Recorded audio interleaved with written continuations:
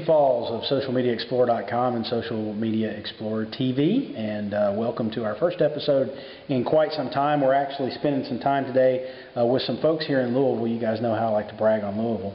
And I'm sort of paying the penance and kissing the ring a little bit because the two guys that we're talking to today really sort of started social media in Louisville in a lot of ways. They started a social network called LouisvilleMojo.com that has sort of exploded, and we're going to talk a little bit about what the path that they've walked down, where they are today as opposed to where they were a few years ago, and some new things that they've got coming up. So this is Keith. He is the CEO, and this is Chuck. And Chuck, you're the Chief Technical Wizard. Is that probably your accurate title?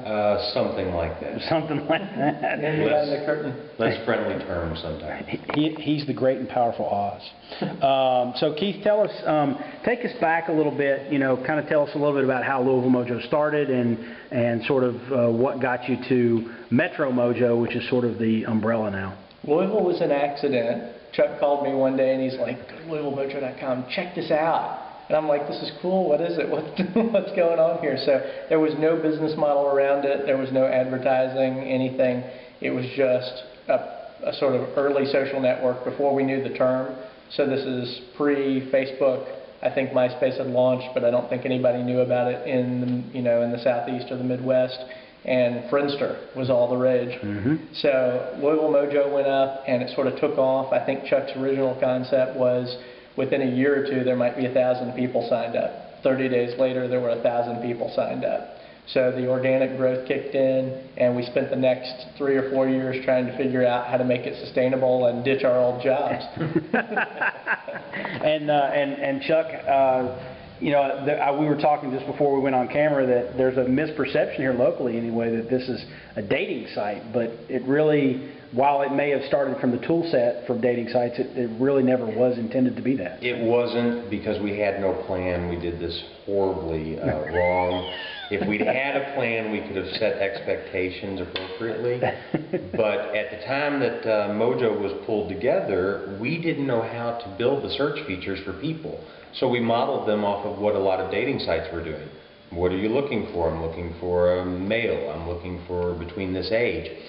The other problem was I was a big fan of Maxim magazine at the time, so a lot of the jargon and the jokes and some of the silliness that we threw into the site was a direct result of that, and that totally bent the perception of Mojo to this day, at least in Louisville. Right.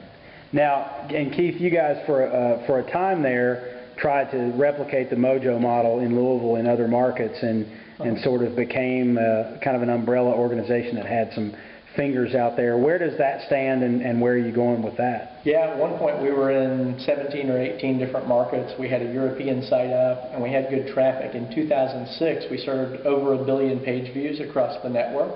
That was 2006. 1 billion. That's right. That was the year. Nice. But pretty soon after that, we sort of regrouped. We were being approached by some media companies, more traditional media companies, who saw Web 2.0 happening and wanted to get a handle on it. We also realized the limitations of our own resources, what we could sort of do from Louisville, Kentucky with a startup that really made sense from a growth standpoint. So we backed off and retooled the software so that it's now a white label platform, and we provide that solution via software as a service to other traditional media companies looking to own their local markets. We've built a platform that's uniquely local in the sense that it's not a MySpace or a Facebook. It gives preference to different applications that serve local markets, and there are a lot of people who need that tool set that don't have it today.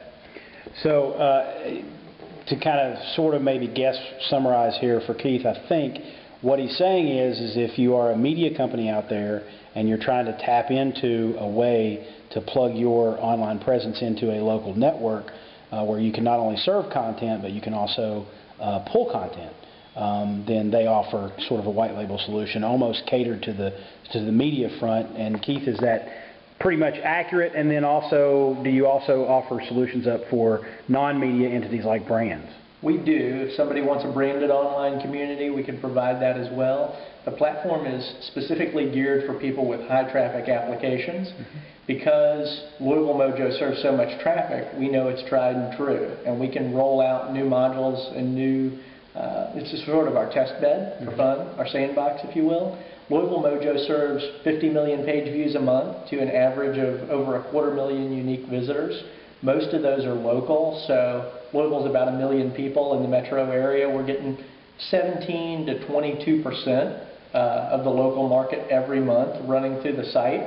And within our demo, we're killing it. We think that we can provide that sort of opportunity for other media companies throughout the U.S. But there are going to be big brands and other groups who need a social network, and we can help them as well.